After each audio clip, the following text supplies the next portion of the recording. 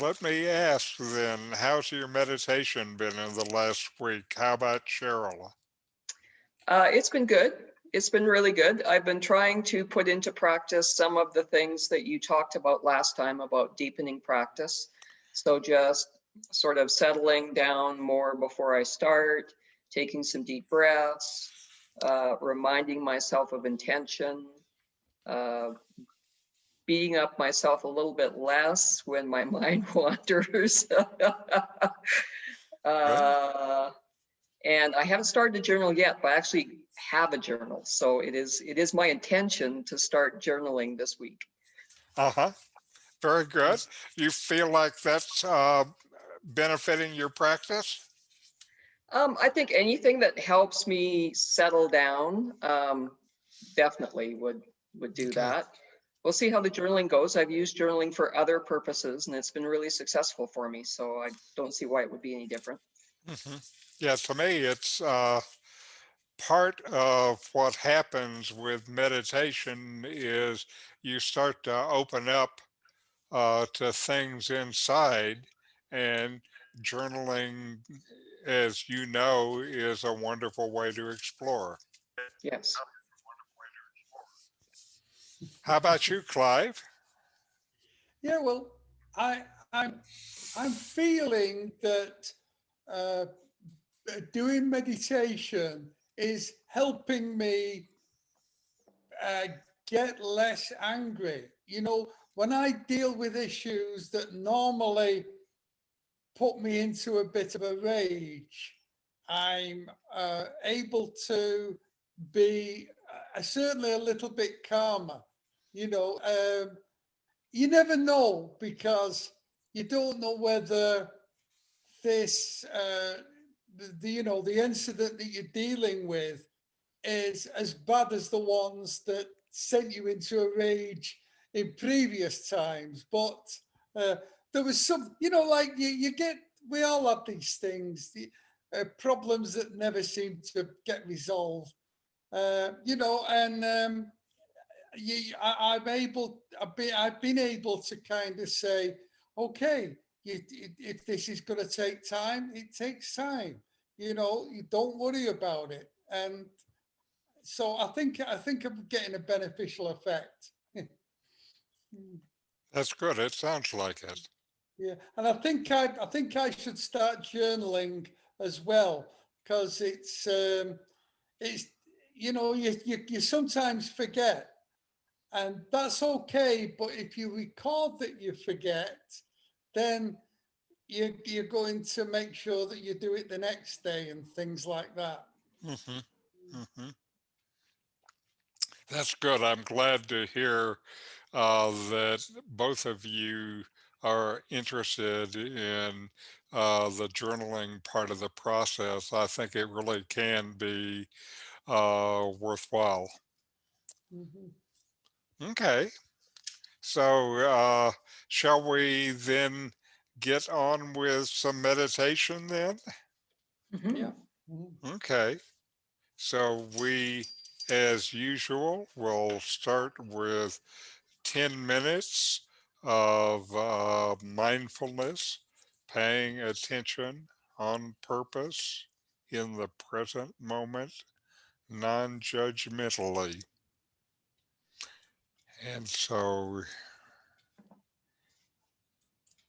here we go.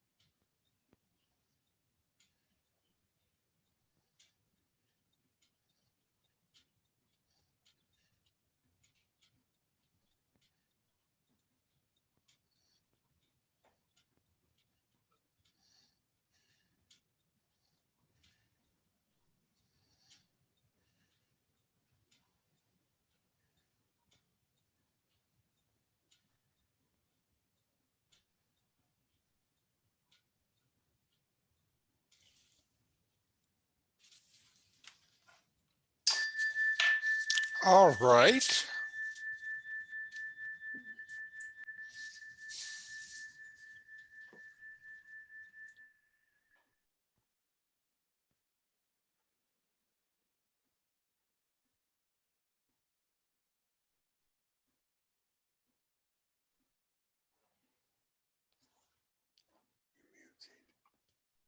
Hey, I hear you. Let me try something else. Can you hear me now? Yeah, Yes, it was, Okay, let me make one other change and then continue. And I'll try to speak a little louder because I think this mic is not as well. yeah. Well, Uh, the first, there was a yeah, line across the microphone as though you was muted. I can just barely hear you. So let me try yet another. Okay, now it says I'm muted. You can hear me? yes, I can hear you, yeah. Okay, let me try another adjustment. Would one of you speak? that's better. Hmm.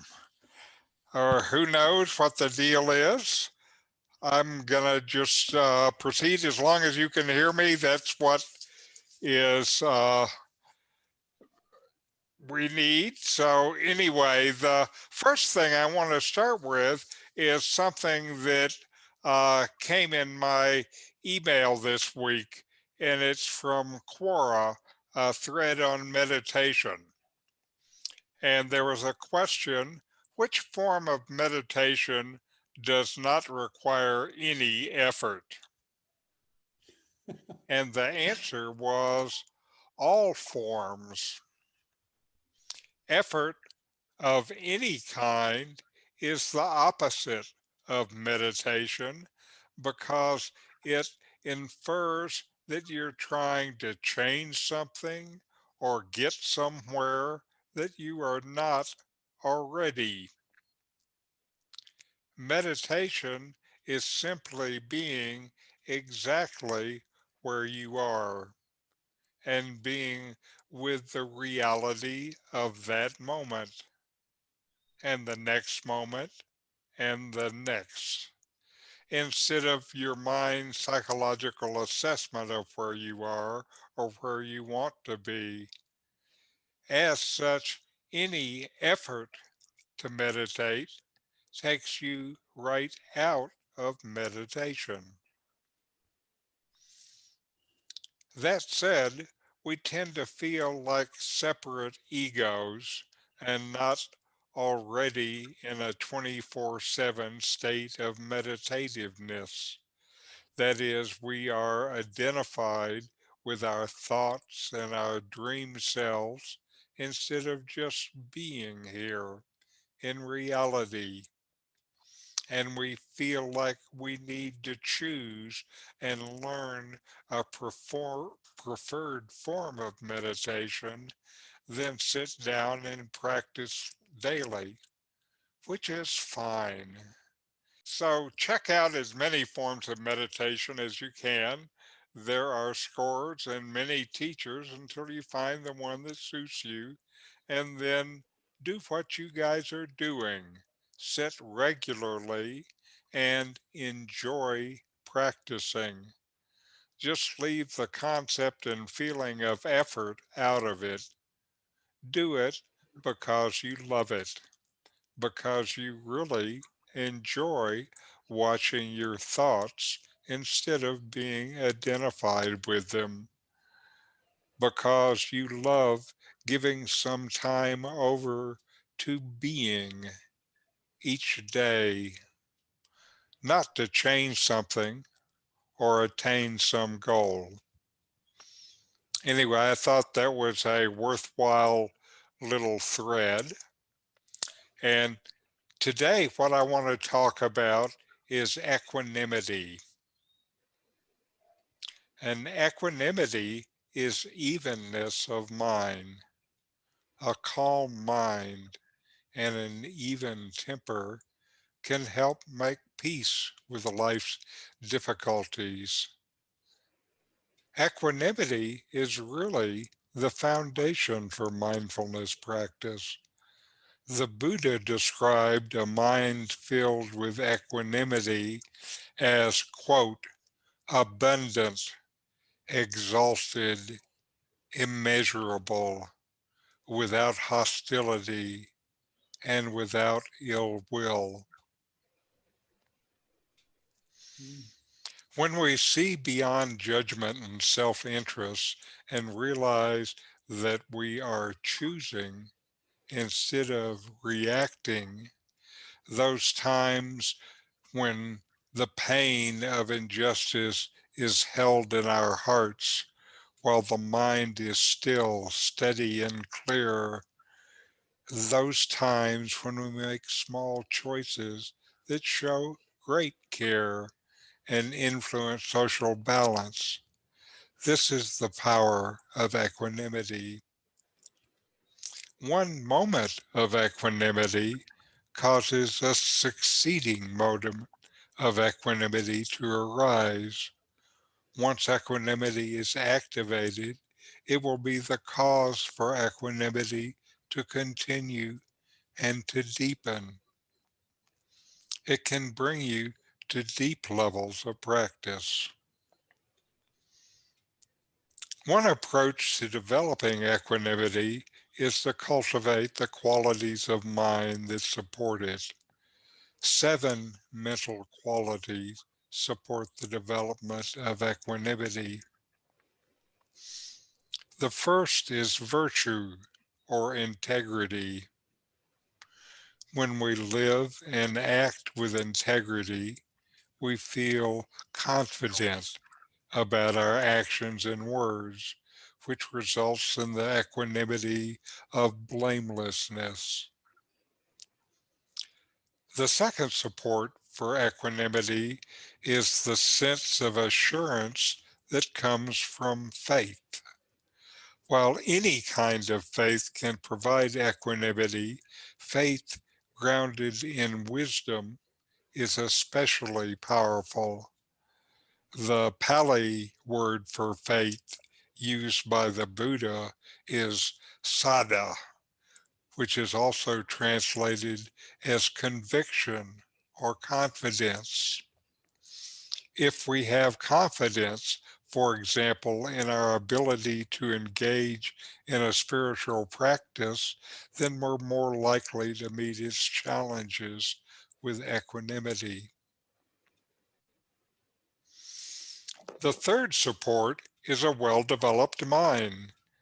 Much as we might wish to develop physical strength, balance, and stability of the body in a gym, so too we can develop strength, balance, and stability of the mind.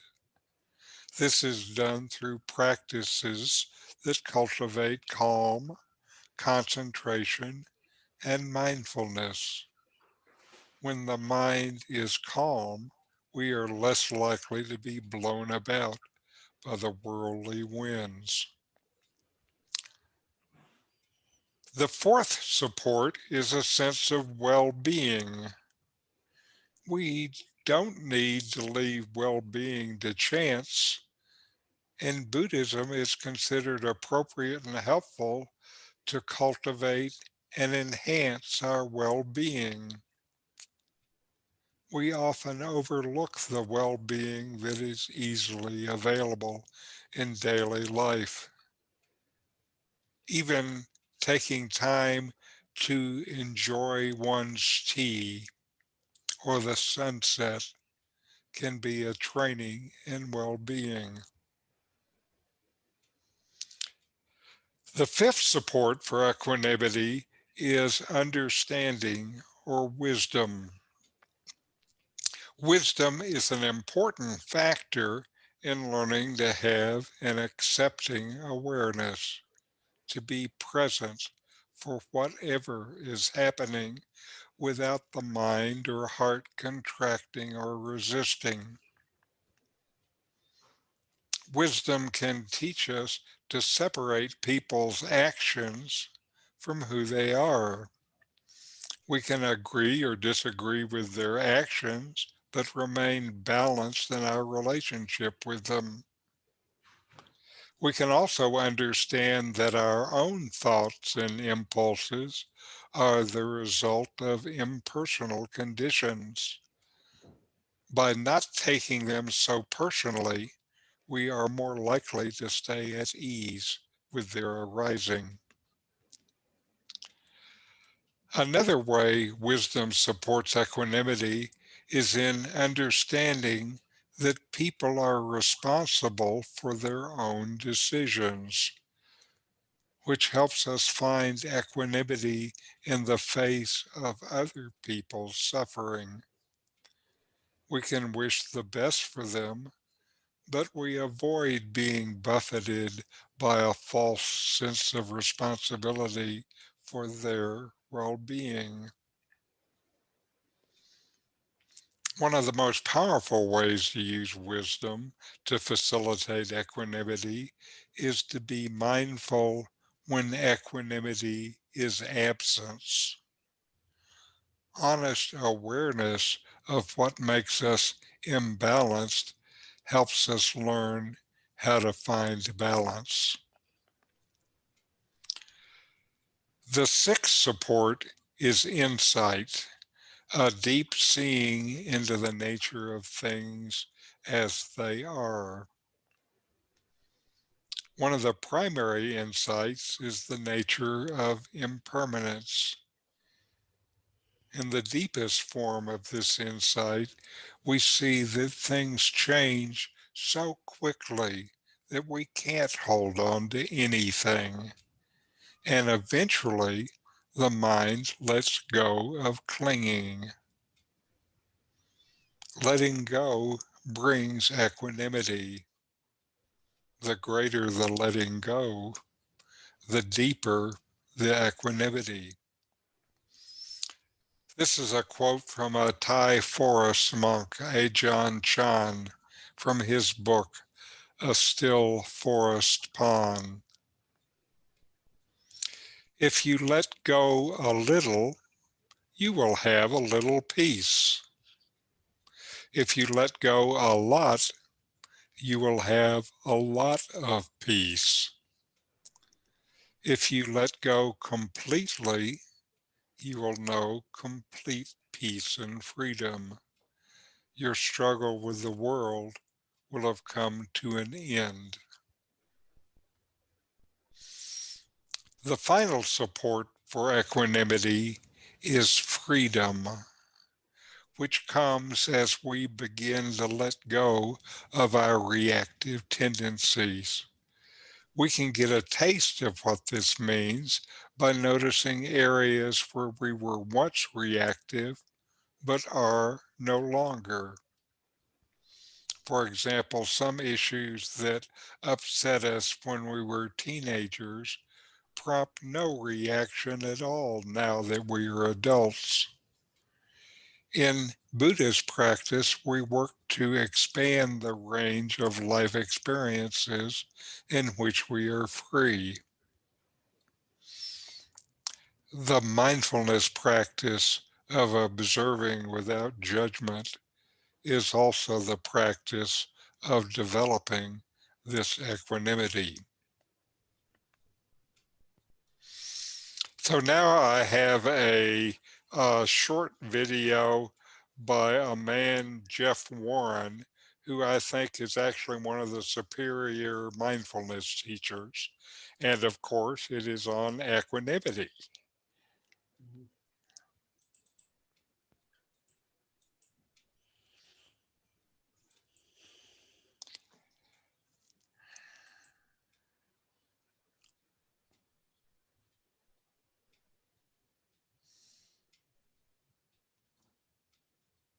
Equanimity really is the practice of freedom. It's not, you can't put too fine a point on how huge it is. It's the practice of beginning to notice that your whole life you've been in these states of reactivity to sound situations, sensations, concepts, kind of things. Grapple with something like, you know, that's not easy. So, as far as you're doing, doing that, you're not really at ease. You're not really free to be just present in the moment. You're forced to kind of move according to this larger agenda. And after a while, the more you practice, the more you realize that actually you've got more room than you think, more space. So if something happens, you can choose to go along with it or not. And that's freedom. It just gets bigger and bigger.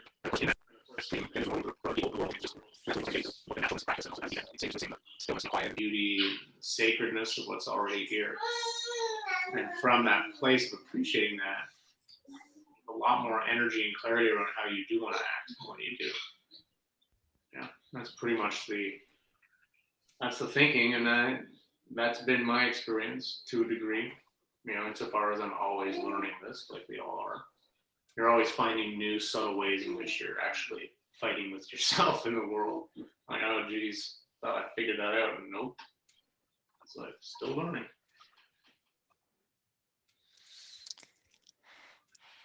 So now we will have our final meditation, 15 minutes. And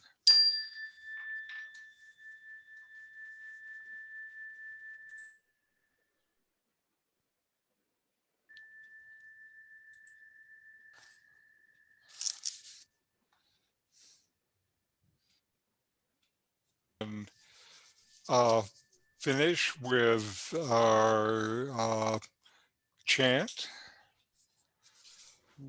Om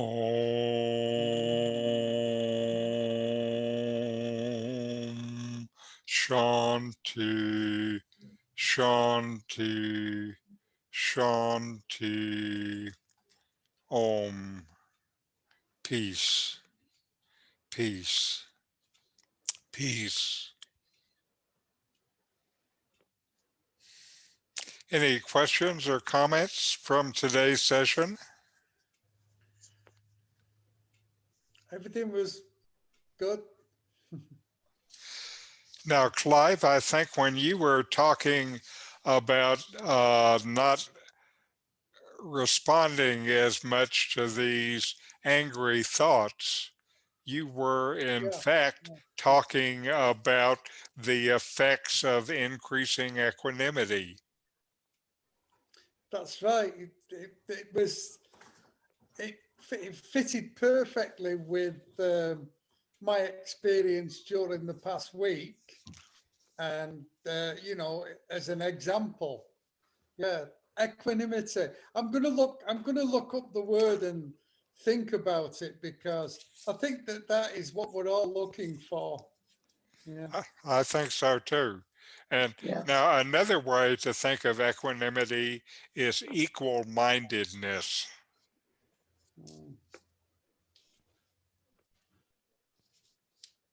I've heard it described as balance. Uh-huh. I think that's also good. That's why I used the picture I did for the first meditation.